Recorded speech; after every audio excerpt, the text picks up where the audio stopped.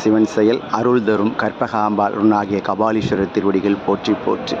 கற்பகமே உனையன்றி துணை யாரம்மா, நீயே எனக்கு கதி எனை கண் பாரம்மா. கற்பகாம்பாள் தாய்தான் நமக்கு என்றும் துணை. இந்த தாய் நமக்கு என்ன சொன்னாங்க தெரியுமா? சொன்னது மட்டுமா, செய்தும் காட்டினார்கள்.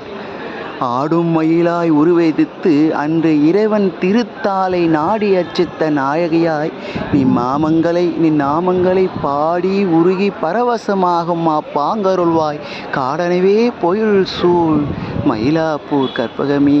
ஆமாங்க, கற்பகாம்பாள் தாய் மயிலாக வந்து பூசை செய்தாங்க. ஏன் நாம் எல்லாம் பூசை செய்ய வேண்டும்?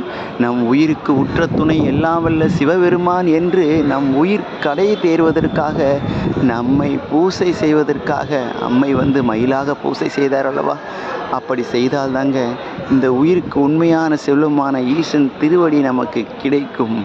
அப்படிப்பட்ட அம்மையை நாமெல்லாம் போற்றி போற்றி வணங்குவோம். கற்பகாம்பாள் தாய் திருவடிகள் போற்றி போற்றி. திருச்சிற்றம்பலம். எல்லாம் சிவன் செயல்.